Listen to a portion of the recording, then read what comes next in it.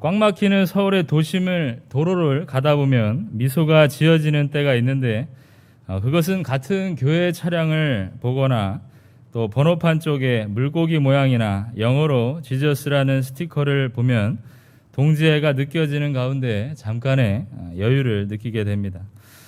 저분도 예수님을 믿는 분이시구나 라는 생각에 잠깐이지만 숨막히는 도로 위에서 기쁨을 느낄 수가 있게 됩니다.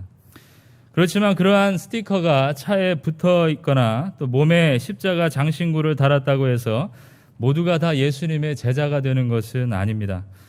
예수님께서는 자신을 따른다고 다 제자로 받아주지 않으셨는데 오늘 본문 9장에 앞선 이 8장에서는 예수를 따르고자 하는 한 서기관이 나와서 묻기를 선생이여 어디로 가시든지 저는 따르리이다라고 하였습니다.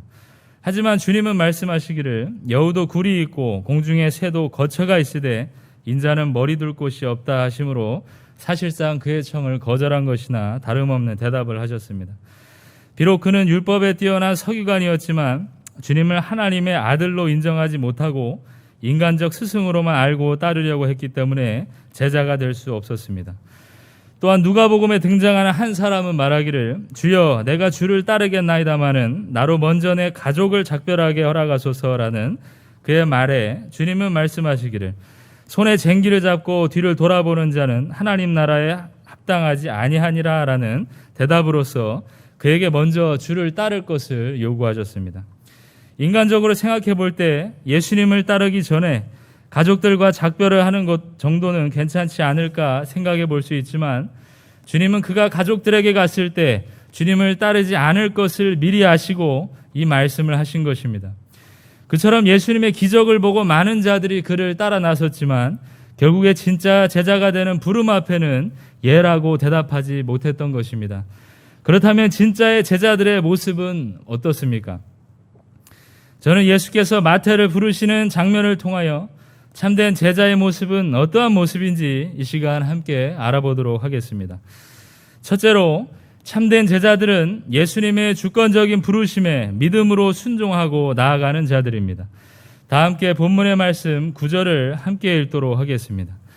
예수께서 그곳을 떠나 지나가시다가 마태라 하는 사람이 세간에 앉아 있는 것을 보시고 이르시되 나를 따르라 하시니 일어나 따르니라. 아멘. 8장에 기록된 두 명의 제자, 곧 예수님의 제자 되기를 요청했던 자들과 달리 예수님은 세리인 마태를 부르고 계십니다. 이처럼 먼저 예수님이 제자를 부르러 오신 경우는 마태복음 4장에서 내 어부를 부르신 이후 처음이자 유일한 경우입니다. 한편 마태는 누가복음 5장에서 레위라는 이름으로 등장하게 되는데 이는 다른 인물을 가리키는 것이 아니라 레위는 히브리식의 이름이고 마태는 헬라식의 이름으로서 헬라어와 아람어가 혼용되는 당시의 시대적 상황을 반영한 것입니다. 그것은 마치 베드로가 시몬으로 불린 것과도 같은 것입니다. 다시 본문으로 돌아와서 우리는 당시 마태의 직업이 세리였다는 사실에 주목해 볼 필요가 있습니다. 세리는 이 국경 도시를 통해 운반되거나 거래되는 물품에 대한 세금을 징수하는 업무를 맡은 자입니다. 또한 10절에서 많은 세리라는 말씀을 통해서 마태뿐만 아니라 여러 사람들이 이 업무를 감당하고 있었으며 배에서 내리는 모든 화물에 대해서 세금을 매겨야 했기 때문에 가버나움 갈릴리 호수 근처에 자리하고 있었음이 분명합니다. 문제는 이들이 공식적으로 필요한 것보다 더 많은 세금을 거두어 드린다는 점에서 유대인들의 미움과 경멸을 샀습니다. 또한 기록에 따르면 지나가는 마차의 바퀴 하나하나에도 각각의 세금을 매겼다는 말이 있을 정도로 그들은 세금 징수에 있어서 심하다 싶을 정도로 지독하게 굴었던 것입니다. 그처럼 세리들은 과도한 세금 징수로 유대인들로부터 비난과 멸시를 받았고 로마 정부를 위해 일하는 매국노로 취급당하던 자들이었던 것입니다. 하지만 그들은 경제적으로 궁핍하지 않았으며 철밥통과 같은 안정된 일자리 그리고 자신들의 뒤를 봐주는 로마 정부로 인하여서 소위 꿀릴 것 없는 생활을 하고 있었습니다. 그런데 예수님께서 이 매국노와 같은 마태에게 손을 내미신 것입니다. 이 마태는 예수님의 소문을 많이 들어서 예수님이 행하시는 기적과 그 경이로움에 대해서 알고 있었을 수도 있었습니다. 하지만 실제로 그 주님이 그에게 찾아와 나를 따르라 라고 말씀하셨을 때 주저하지 않고 벌떡 일어나 예수님을 따랐던 것입니다. 같은 병행 구절인 누가복음 5장 28절에서는 더 명확하게 말하기를 그가 모든 것을 버리고 일어나 따르니라 라고 하였습니다. 예수님이 세리 마태를 찾아오신 것도 놀라운 일이지만 그 죄인 마태가 그 부르심에 응답하여 모든 것을 버리고 일어나 예수님을 따르는 일 또한 놀라운 일이 아닐 수가 없었습니다. 그에게는 내가 이 세리의 직업을 버리면서까지 예수를 따라가야 하겠나라는 인간적인 생각이 분명히 있었을 것이지만 그 주권적인 예수님의 음성에 즉각적으로 순종하여 행함으로써 그의 제자가 되는 첫 발음을 시작했던 것입니다. 저는 신학교 입학을 앞두고 약 2년간 회사 생활을 했었습니다. 별서원 이후로 바로 신학교에 입학하고 싶었지만 남은 학업을 채우기 위해서는 2년의 시간이 저희에게 필요했기 때문입니다. 당시의 기억으로는 일을 하면서 공부를 하는 것이 가능할 것처럼 보였지만 실제로 그 일을 하게 되었을 때 시간이 지나면서 뼈저리게 이 일이 어려운 것임을 체험하게 되었습니다. 더 무서운 것은 별님으로 서원했던 사명의식이 점점 무뎌지는 것을 느끼게 되었을 때였습니다. 뭐 꼭 말씀을 전하는 것만이 길인가? 이 직장이 벌이는 얼마 되지 않아도 안정적으로 직장 생활하면 별 문제 없이 결혼도 하고 교회 생활도 하고 다 이루어 주실 거야 라는 생각과 함께 안주하게 되는 마음이 점점 커져갔던 것입니다. 또한 신학교 입학이 가까워지면 가까워질수록 회사에서는 더 좋은 기회로 일할 수 있는 자리를 제안하는 등 이제 몇 달이 있으면 사표를 쓰고 신학교에 들어가야 하는데 그러한 제안을 받으니 인간적인 생각이 앞서기 시작했던 것입니다. 사람이 한번 돈 맛을 보니 하나님에 대해서는 눈이 감기고 점점 세상을 향하여서 보는 눈은 커지게 되었습니다. 하지만 그럴 때마다 하나님께서는 제가 별서원 원서를 제 손으로 쓰게 하신 그 성령 충만의 기억을 자꾸만 생각나게 하셨고 무엇보다 주님의 말씀으로 저를 붙들어 주셨습니다. 그렇게 모든 선택에 있어서 하나님의 말씀만이 나를 주장하신다는 사실을 확실히 믿음으로 주께서 부르신 길을 가게 되었던 것입니다. 마찬가지로 주님은 제자들로 하여금 매일의 삶에서 믿음으로 순종할 것을 오늘도 이 시간도 요구하고 계십니다. 매 예배 때마다 불러주시고 읽는 말씀을 통해서 불러주시며 또는 내 주위 사람들을 때로는 사용하셔서 참 제자의 길을 반드시 가게 하시는 이가 바로 예수 그리스도 그분이십니다. 주님만이 우리의 인생의 참된 주권자요 진정한 스승이심을 반드시 기억하고 그때마다 인간적인 마음으로 흔들릴 때마다 주님의 음성 앞에 마태와 같이 일어나 따르시는 믿음의 행함이 있기를 간절히 바랍니다. 그리하여 부르심에 응답한 자들마다 인간적인 생각과 탐욕이 우선시되었던 삶이 아니라 오직 예수님의 권위의 말씀에 믿음으로 먼저 응답하는 그러한 제자들이 되었음을 늘 기억하시면서 매 시간 들려지는 하나님의 말씀으로 인하여서 즉각 순종하며 나아가 이 하나님 나라의 이 교회에 귀 쓰임받는 참된 제자들이 되시기를 바랍니다. 두 번째로 참된 제자들은 죄의 치료자가 오직 예수님 한 분뿐임을 확실히 믿고 전하는 자들입니다. 다 함께 본문의 말씀 10절에서 13절의 말씀을 함께 읽도록 하겠습니다. 예수께서 마태의 집에서 앉아 음식을 잡수실 때 많은 세리와 죄인들이 와서 예수와 그의 제자들과 함께 앉았더니 바리새인들이 보고 그의 제자들에게 이르되 어찌하여 너희 선생은 세리와 죄인들과 함께 잡수시느냐? 예수께서 들으시고 이르시되 건강한 자에게는 의사가 쓸데없고 병든 자에게라야 쓸데있느니라. 너희는 가서 내가 긍휼을 원하고 제사를 원하지 아니하노라 하신 뜻이 무엇인지 배우라. 나는 의인을 부르러 온 것이 아니요 죄인을 부르러 왔노라 하시니라. 아멘. 믿음으로 예수님의 부르심에 순종한 마태는 자신의 집으로 예수님과 제자들을 초청하여 잔치를 벌였고 10절에서는 많은 세리와 죄인들이 그곳에 함께 있음을 말해주고 있습니다. 그처럼 마태는 예수님의 부르심을 받고 그와 같은 처지에 있는 자신의 친구들을 집으로 함께 불러서 예수님을 만나게 하였음이 분명합니다. 여기서 많은 세리와 죄인들이라고 하였는데 마태복음의 저자인 마태는 당시 사회적으로 죄인 취급을 받는 자들과 예수님이 함께 계시다는 사실을 더 명확히 하려고 이러한 표현을 사용한 것입니다. 또한 21장에서는 세리와 창녀들이라는 표현을 사용한 것으로 보아 그 시대 세리와 창녀가 같은 사회적인 위치에 있었고 또 그러한 일반적인 인식이 존재했음을 우리는 알게 됩니다. 한편 고대 사회에서 음식을 나눈다는 것은 일반적인 신분 증명의 확실한 표시였으므로 유대인 종교 교사가 죄인들과 함께 식사를 하는 것은 수치스러운 일이며 특히나 세리의 불결한 집에서 그러한 모임을 갖는 것은 말할 것도 없었습니다. 이에 바리새인들은 예수님의 제자들을 향하여 어찌하여 너희 선생은 세리와 죄인들과 함께 잡수시느냐라고 비난을 하였던 것입니다. 그들은 죄인과 함께 식사 자리를 가진 예수님을 그의 제자들을 통하여 질타하며 조롱하였는데, 여기서 우리가 주목해야 할 것은 아직도 그들은 예수님을 선생이라고 지칭하고 있다는 사실입니다. 즉 주님과 올바른 관계가 형성되지 않는 영적인 교제가 없는 사람은 아무리 많은 종교적인 지식을 쌓아도 오히려 교회와 예수님에 대한 비판의 말만 늘어놓는다는 사실을 알게 됩니다. 이러한 바리새인들의 조롱에 예수님은 말씀하시길 건강한 자에게는 의사가 쓸데없고 병든 자에게라야 쓸데있느니라 라고 하셨습니다. 곧 자신이 죄인이라는 사실을 인정하지 않는 자들에게는 하나님의 자비의 은총, 곧 참 구원이 미칠 수 없다는 사실을 일깨워 주신 것입니다. 그러면서 호세아 6장 6절을 인용하셨는데, 내가 긍휼을 원하고 제사를 원하지 아니하노라 하신 뜻이 무엇인지 배우라 라고 하셨습니다.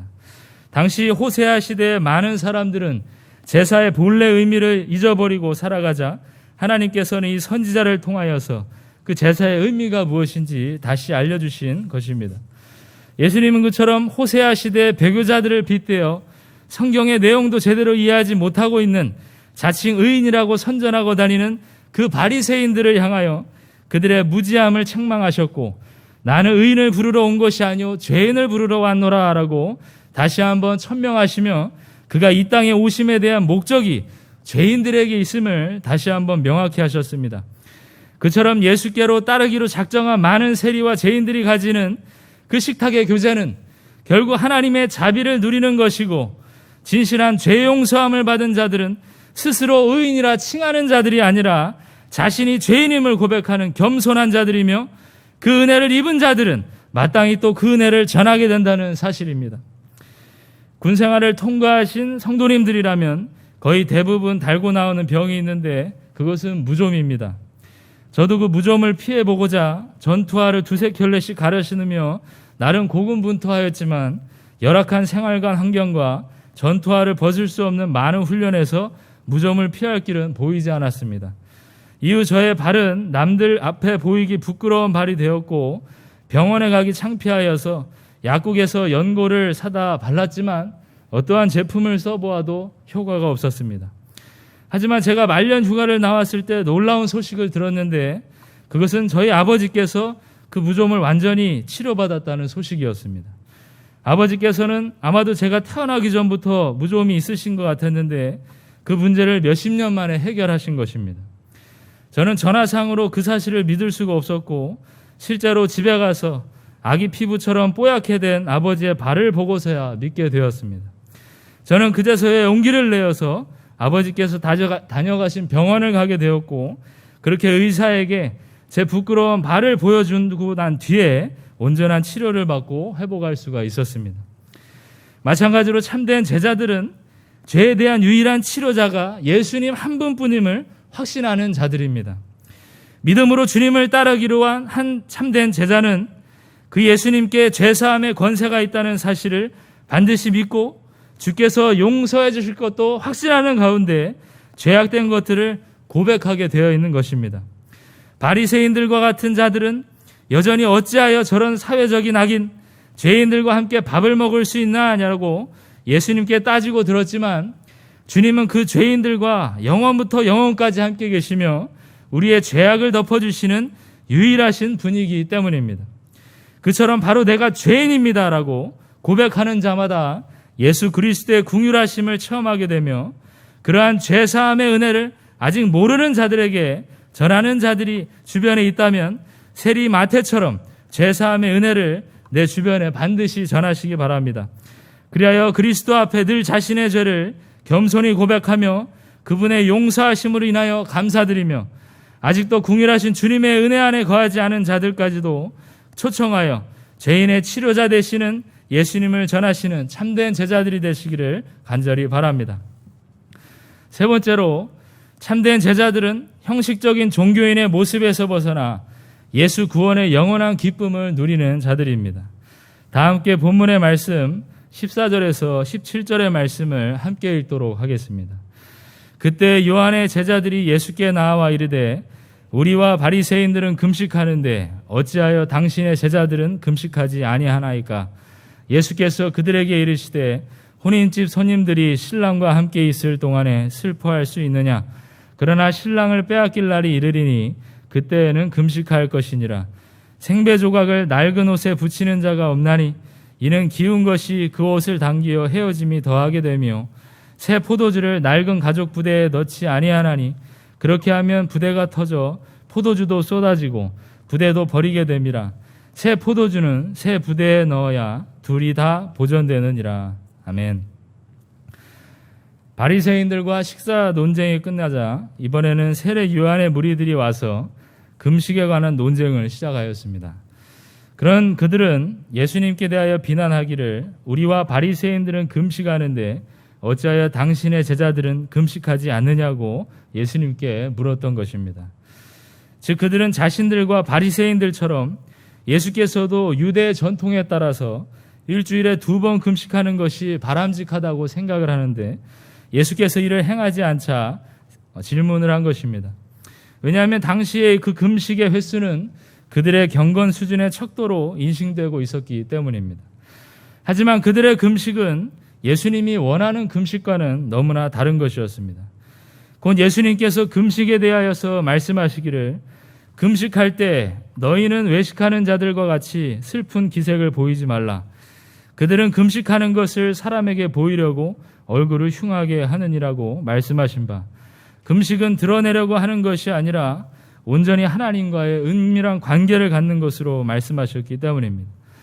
하지만 바리새인들과 요한의 제자들은 외식적으로 지키는 율법과 금식에 몰두한 나머지 그것으로 남을 정죄하고 참된 의미는 전혀 깨닫지 못했던 것입니다.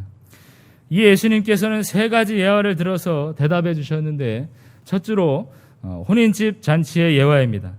본문의 말씀대로 혼인집 손님들이 신랑과 함께 있을 동안 어떻게 슬퍼할 수 있느냐라는 말씀하신 것처럼 하나님 나라의 백성들은 이 땅에 메시아로 오신 예수님이 신랑으로 오신 사실을 기뻐해야 하는 것이지 슬퍼하며 금식할 일이 아니라고 말씀하셨던 것입니다.